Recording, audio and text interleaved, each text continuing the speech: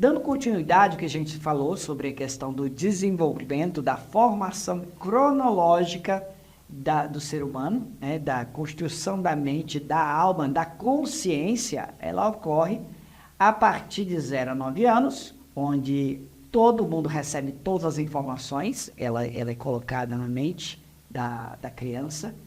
Essas informações milhares que a criança recebe são guardadas de forma diferentes. Então, a criança ela usa imaginação, ela usa símbolos para guardar essas informações e processar essas informações, tentar entender. Às vezes não entende nada e guarda. Essa história que a criança não sabe de nada, isso é mito, tá? A criança ela guarda tudo. Toda e qualquer informação ela guarda, tá? Só que, claro, ela processa diferente de um adulto. E essa informação guardada, que nós chamamos de informação reprimida, ela volta. Ela volta em outros formatos, ela volta muitas vezes até como doença, ela pode voltar. Nós chamamos de conteúdo reprimido, ok? E na adolescência, muitos desse conteúdo reprimido, ele volta. Mas ele volta como? Na busca da identidade do indivíduo. Já falamos sobre isso, né? Que às vezes eu não quero me identificar com meu pai, com minha mãe, eu me decepcionei, porque quando criança, meu pai e minha mãe eram meus heróis, eles eram meus deuses da sabedoria, que sabiam tudo. Na adolescência, eu me decepciono com aquela realidade que eu criei, que é a fantasia que eu criei, a realidade é outra, e isso gera uma frustração tremenda no adolescente, que ele não quer mais ser o pai, ele não quer ser a mãe, e ele também não sabe quem ele é. E ele vai buscando a sua identidade nos amigos, nas festinhas, na droga, no álcool. Então, ele vai experimentando de tudo para ver se algum caminho aí ele vai encontrar quem ele é. Tá? E muitas vezes ele se perde mais ainda sem orientação. Porque, infelizmente, os heróis, os pais iniciais, eles simplesmente não estão juntos com os filhos. Isso ocorre demais. E aí o filho está solto no mundo, perdido, sem ajuda. E muitos buscam nos heróis, né, nos super-heróis, esse apoio emocional e conseguem ter esse apoio e fixam nesse apoio a sua vida e que ajuda muita gente, tá? Os super-heróis, quando não tem o pai e a mãe para dar esse encaminhamento, vamos dizer assim, essa fixação de pais, ajuda bastante. Em outros casos, também buscam pessoas de fora de casa para serem os pais e as mães. Acontece muito, mesmo o pai e a mãe sendo vivos, o adolescente ele busca referência em outros pais. E aonde ele corre risco, né, de abuso, de outras questões que podem levar ele em situações mais traumáticas ainda. Por quê? Porque não tem acompanhamento do pai, da mãe, né, e alguém que seja a referência paterna. Né? E então nós chegamos ao adulto, né, que vai de 20, na verdade de 19, tá, até mais ou menos o adulto, jovem adulto, né, que ele agora ele encontrou que ele é mais ou menos, em alguns casos ele não consegue normalmente, tá, o que seria normal na linha de desenvolvimento, é que com 19 ele já encontrou quem ele é.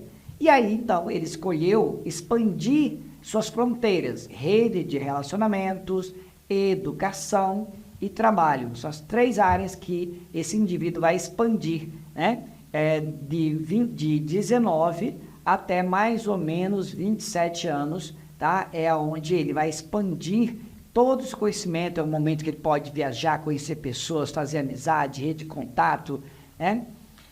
Com o que ele vai fazer tudo isso? Com a bagagem que ele adquiriu na infância, mais as atitudes que ele teve e as habilidades que ele desenvolveu na adolescência, tá? Que ele descobriu que ele tem as habilidades, ok? E aí ele passa para a vida adulta, para a construção da sua vida, que ocorre dos 19 até os 27 anos.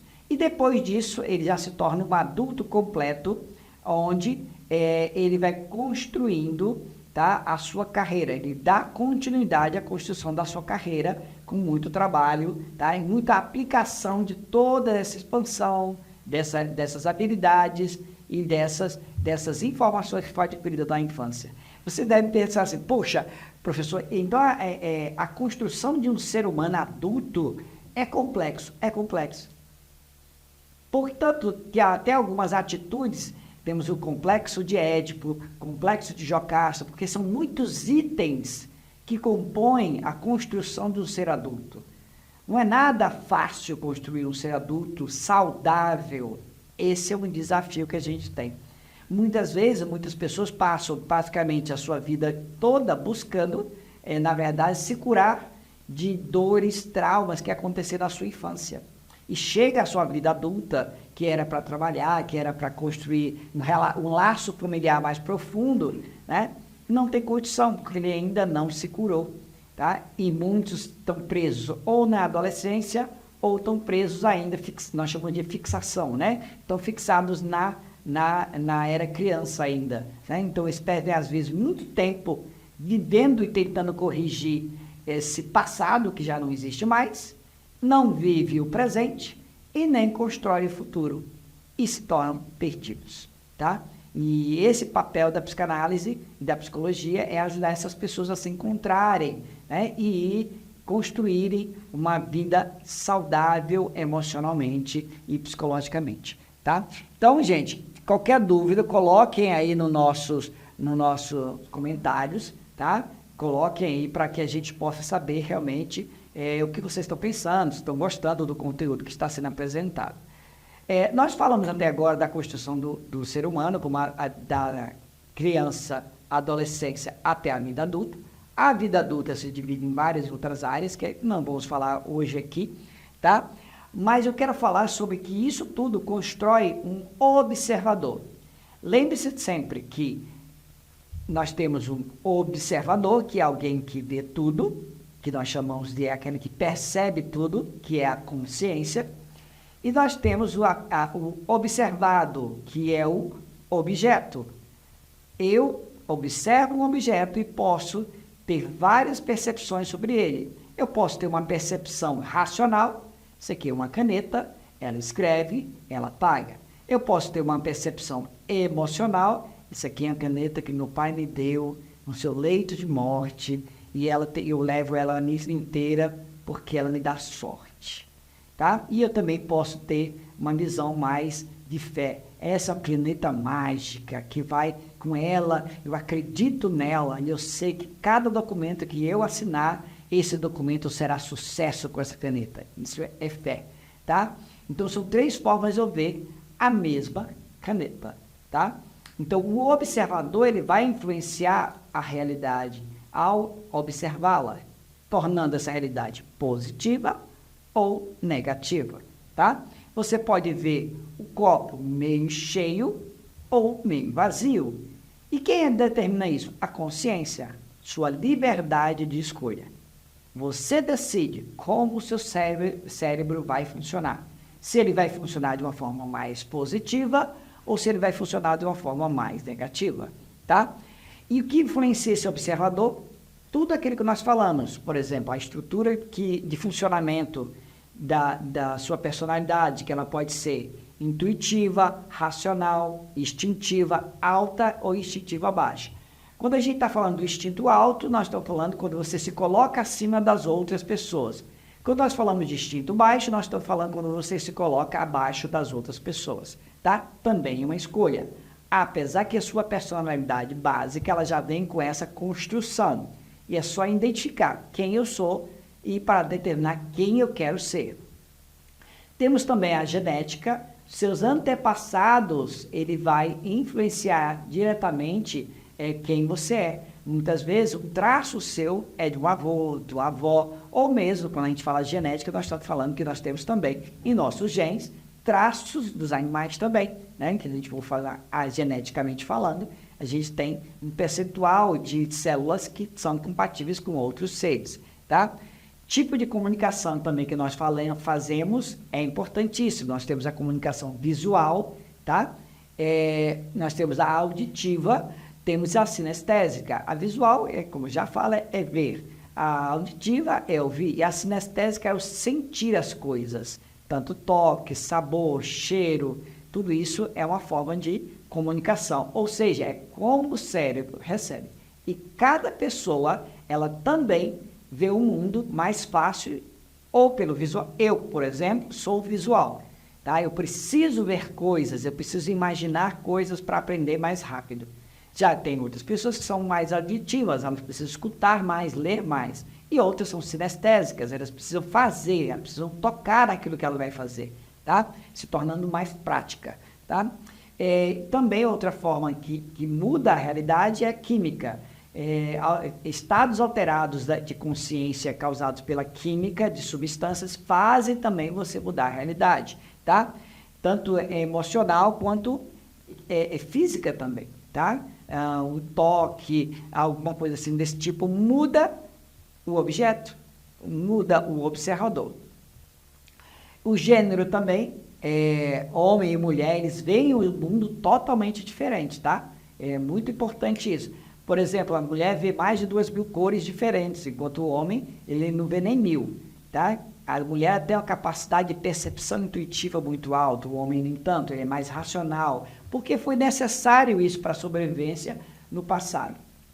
Então, a idade cronológica também faz com que a gente veja o objeto de forma diferente, tanto que algumas pessoas falam, nossa, eu vejo a vida hoje com outros olhos do que eu via quando era adolescente, né? Então, há uma mudança nesse comportamento e visão do mundo, dependendo da sua idade. Pessoas de 40 veem o mundo de um jeito, pessoas de 60 veem o mundo de outro jeito, tá? Outra coisa que influencia muito também é você como observador, portanto, também influencia a forma em que você vê o objeto, traumas e medos, tá? Uma pessoa vê uma aranha como uma aranha, simples, uma aranha, um animal de 4 pernas e tal, e outro vê a aranha como um animal perigoso que pode destruí-lo só chegando perto. Então, cada pessoa, ela carrega dentro de si essa forma de ver diferente o mesmo objeto, dependendo do seu trauma, dependendo do seu medo, que foi gerado quando? Na infância, de 0 a 9 anos, tá? O estado emocional que você está, se você está com raiva, com medo, né? Tudo isso influencia a forma de você ver a realidade. E quando a gente está falando de objeto, não é só objeto, ou seja, uma caneta, um objeto inanimado. Não, pessoas também são vistas como objetos, são objetivos, são criados pela sua mente. Quando você escolhe uma pessoa estar na sua vida, você a criou e a escolheu para estar na sua vida, tá? Outra coisa muito importante que muita gente não leva em conta são os valores. Também são as crenças, aquilo que você acredita e aquilo que você carrega de informação dentro de você. Se você acredita que todo mundo que tem uma X aparência é ruim, portanto, você vai criar um mundo em que essa pessoa é ruim, mesmo que essa pessoa prove por A mais B que ela é boa, mas você não vai acreditar, sempre vai achar que é ruim, tá? Porque é sua crença, aquilo que você acredita, mesmo com a lógica, a gente provando que não é, mas devido às crenças, que são muito arraigadas nas emoções, tá? É muito complexo a gente conseguir modificar isso. Somente a própria pessoa pode modificar essa forma de ver a crença, né, de uma pessoa, ok?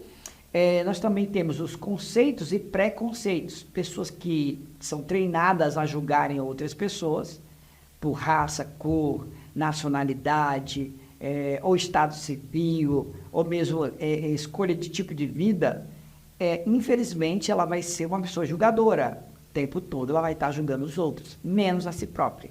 Interessante isso, ela se coloca fora do raio de julgamento, tá? E uma outra coisa que muita gente não leva em consideração são os hormônios, né? São a química do corpo, que faz com que você veja o mundo totalmente diferente. Lembra que eu falei do homem e mulher? Tanto que existe um livro chamado O Homem Faz Sexo e a Mulher Faz Amor. E tem uma lógica hormonal muito simples. A mulher, ela tem 2.000 mais vezes ocitocina no corpo que o homem. Quem não sabe, ocitocina é chamado de hormônio do amor, né? Que é liberado quando a mãe está amamentando o filho, quando ela faz sexo, tá? Tudo isso são liberados. E já o homem é só quando faz sexo, tá? Ou quando ela tem ele abraça alguém, ele abraça o filho, só que a quantidade de ocitocina que vai na corrente sanguínea do homem é menor do que a da mulher. A da mulher, por isso que as mulheres se emocionam mais, por isso que as mulheres amam mais, né? O homem terminou a sua relação, ele já quer dormir, é questão prática, lógica. A mulher não, ela quer conversar, ela quer trocar ideia, porque ela quer viver aquele momento. Então é muito importante entender isso. Ao entender isso, você melhora a sua relação com o seu parceiro, que entende que não é porque ele é mau, porque ele é ruim, não, às vezes é o hormônio, né? O hormônio está menor, assim como o desejo sexual. O desejo sexual é causado pela testosterona, que no homem é maior do que na mulher, tá? E mulheres que têm uma tendência a ter uma testosterona maior, tá? Elas tendem também a ter mais desejo e até se comportarem mais como homem do que mulheres que têm maior ocitocina. Então, testosterona é a substância masculina e a ocitocina é a substância feminina do amor. Um quer sexo e o outro quer amor, quer amar, quer conversar, quer relação, quer troca, né? Então, os dois, eles são covalentes um do outro, além de outros hormônios também, tá? Lembrando que quanto mais velho o homem e a mulher se tornam, a mulher perde muito testosterona, e o homem não, ele perde, mas não tanto quanto a mulher, tá? Por isso que ocorre até essa falta de relação, de troca, tá? Por isso que a ocitocina ela é tão importante. Eu estou falando sobre hormônio e como o hormônio muda a visão da realidade, tá? E assim como outros hormônios, que a gente vai falar mais para frente, que também modificam essa sua realidade. Então, o observador influencia o ambiente e os objetos. Então, como eu vejo eles, depende de como eu estou e que conteúdo eu carrego. Então, isso é o que temos para hoje, tá? E no próximo encontro, nós vamos falar mais sobre hormônios, vamos falar mais sobre emoções, como é que ele age na sua vida e como é que ela influencia na sua vida. Aqui é Flávio Oliveira, tá? E falando sobre expansão da consciência. Até a próxima.